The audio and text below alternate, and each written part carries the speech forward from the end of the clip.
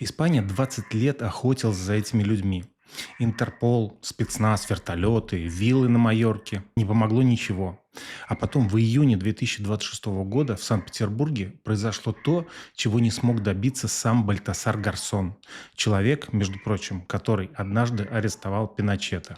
Чтобы понять, как это вообще возможно, нужно вернуться в 2008 год, в ночь, когда в Кальвии началась одна из самых громких операций против русской мафии в Европе. Скажите, а вы верите в испанскую сиесту? В то, что на Пиренейском полуострове никто никуда не спешит. Полиция лениво пьет кофе, а суды десятилетиями перекладывают бумажки с места на место. В большинстве случаев так оно и есть. Но иногда испанская правоохранительная система просыпается, протирает глаза и выдает такой сюжет, перед которым блекнут все сезоны клана Сопрано и Нарко. Сюжет, где питерские порты из лихих 90-х, стратегические нефтетерминалы, карибские офшоры и роскошные виллы на Майорке связываются в одну тугую кровавую петлю. И петля эта, начав затягиваться в Марбее и Пальме, еще 20 лет назад окончательно затянулась прямо сейчас, в июне 2026 года в Санкт-Петербурге. Всем привет! Это Алекс Макси и канал «Кому что в Испании». Сегодня мы попытаемся разобрать по косточкам дело, которое навсегда изменило отношение Европы к крупному капиталу из СНГ. Дело Ильи Трабера и Геннадия Петрова. С цитатами, уникальной фактурой и ответом на главный вопрос, кому сейчас принадлежат их испанские дворцы. Давайте отмотаем время назад, 13 июня 2008 года. Район Кальвия, престижнейший пригород Пальма-де-Майорка. Райское место, где состоятельные люди покупают недвижимость, чтобы пить белое вино и смотреть на яхты, закат. Обычное тихое утро, ровно 2 часа ночи. Местную тишину разрывают оглушительные ревы вертолетов, и к побережью подлетают катера гражданской гвардии, а ворота одной из самых дорогих вилл сносит испанский спецназ. Они пришли за Геннадием Петровым. В Испании его знали как скромного, но баснословно богатого инвестора. А вот в секретных оперативных сводках Мадрида он шел под куда более звучным титулом. Один из лидеров Малышевско-Тамбовского преступного сообщества. Операция получила кодовое название «Тройка».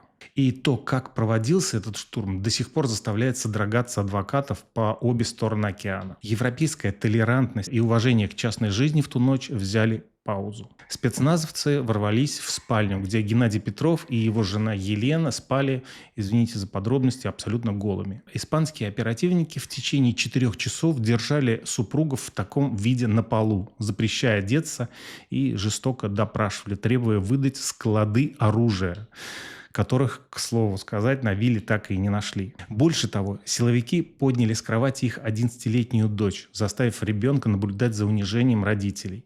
В итоге полиция перевернула весь дом, унесла все драгоценности, коллекционные часы, наличные, а самого Петрова отправили в одиночную камеру, где его соседями стали боевики из баскской террористической группировки «ЭТА». В списках тех, кого испанцы планировали жестоко принять в ту ночь, под номером 2 шел его ближайший партнер Илья Трабер. Человек-легенда, которого в определенных кругах уважительно звали антиквар. Но Трабер, проявив чудеса интуиции, или получив вовремя правильный звонок, на территории королевства Испании просто не оказался. Сиеста для него не наступила. А возглавлял этот крестовый поход знаменитый испанский суперсудья Бальтасар Гарсон. Человек, который в свое время умудрился арестовать на минуточку чилийского диктатора Пиночета. В своих официальных обвинительных заключениях и секретных докладах для Европола Гарсон не стеснялся в выражениях.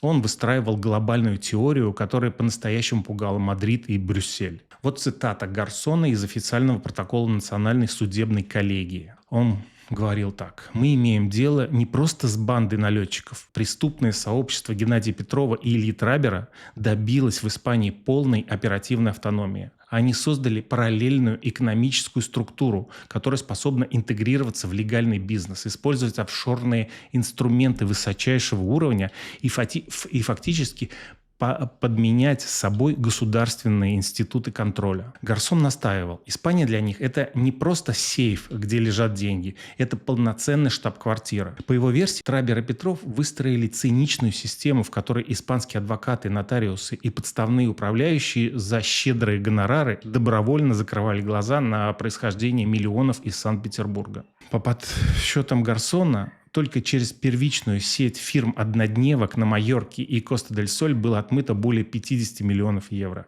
Испанские следователи, копаясь в счетах Петрова и Трабера, совершили увлекательное виртуальное путешествие в Санкт-Петербург 90-х и нулевых годов. Они обнаружили, что наши герои контролировали не просто сеть торговых центров, а стратегические экономические артерии целого региона. Под их контролем находился Петербургский нефтяной терминал и Петербургская топливная компания. Представьте себе объемы, колоссальные потоки нефтепродуктов, уходящие на экспорт на Запад. Каждая тонна этого золота приносила центы и доллары, которые затем аккуратным траншем уходили транзитом через карибские офшоры на счета испанских компаний со скромными названиями, вроде, например, Immobiliaria Balear. Логика была безупречной. Зачем держать капиталы там, где правила игры меняются каждый день, если можно построить себе персональный средиземноморский рай? Они его и построили. До тех пор, пока судья Гарсон не решил испортить им этот ужин. А теперь поворот. Чистокровный испанский сюрреализм. В мае 2016 года, пока Трабер находился в России, судья Хосе де ла Мата, сменивший тогда Гарсона, выдал на него международный ордер через Интерпол. Испания требовала выдать антиквар. Но что в это время происходило с самим Петровым? После ареста 2008 года он немного посидел в тюрьме под домашним арестом, а затем испанский суд проявил невиданное благородство и отпустил его под залог в 600 тысяч евро. Мол, куда он денется с Майорки? Тут же так красиво. Петров вежливо поблагодарил, улыбнулся, сел на самолет и улетел в Россию, скажем так, поправить здоровье. И больше его в Испании никто не видел. На все официальные повестки из Мадрида адвоката Петрова с грустными лицами отвечали, что здоровье клиента, увы, не позволяет ему переносить средиземноморский климат. Lo sentimos mucho. Поскольку Россия своих граждан не выдает, испанский мегапроцесс века превратился в фарс. В 2018 году суд Испании был вынужден оправдать тех немногих рядовых фигурантов, которые оставались в стране. Доказать состав преступления без главных боссов в зале суда оказалось юридически невозможно. Питерские бизнесмены обыграли национальную судебную коллегию на ее же поле, оставив прокуроров с горой макулатуры. Вы спросите, но что происходит с теми роскошными виллами, землями и счетами прямо сейчас, в 2026 году? Кто заправляет остатками этой Средиземноморской империи? Здесь разворачивается отдельная юридическая драма. Во-первых, это семейный бизнес. Почти всеми легальными активами и связями, которые не успели конфисковать или которые были вовремя выведены из-под удара, сегодня управляет сын Геннадия Петрова, Антон Петров. В России он крупный, абсолютно легальный бизнесмен, владелец гигантской ювелирной сети и строительных компаний. Испанские структуры, оформленные на его имя, продолжают функционировать под жестким присмотром топ-юристов.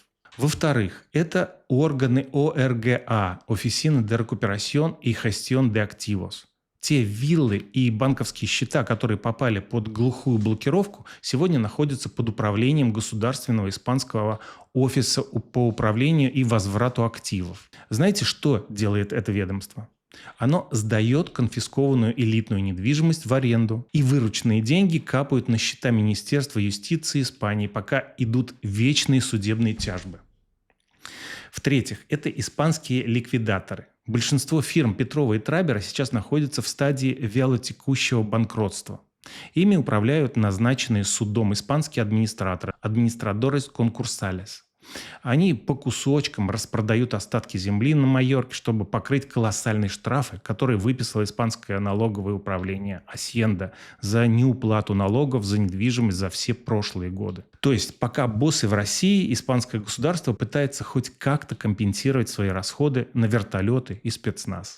Казалось бы, история закончилась. Люди победили систему, сидят в России, пьют дорогое вино и вспоминают Майорку. Но у судьбы очень специфическое чувство юмора. То, что не смогло сделать испанское правосудие за 20 лет, произошло буквально на днях, в июне 2026 года.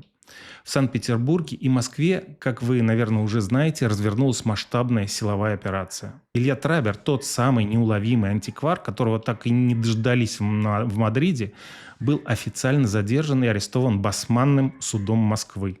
И обвиняют его не в банальном отмывании денег, а в организации громкого заказного убийства выборгского депутата Александра Петрова, совершенного в 2020 году. По иронии судьбы, убитый многие годы считался правой рукой самого Трабера. Одновременно с этим ФСБ пришла с обысками к его вечному компаньону по испанским делам Геннадию Петрову. Круг, начавшийся со штурма виллы в Кальвии в 2008 году, окончательно замкнулся в июне 2026. Вы можете построить безупречную юридическую защиту, вы можете купить лучшие виллы на Майорке, перекачать миллионы через Британские и Виргинские острова, нанять топовых испанских адвокатов, которые разобьют в пух и прах любые доводы Бальтасара Гарсона. Вы можете пересидеть сиесту, переиграть Интерпол и посмеяться над международными ордерами на арест. Но есть одна проблема.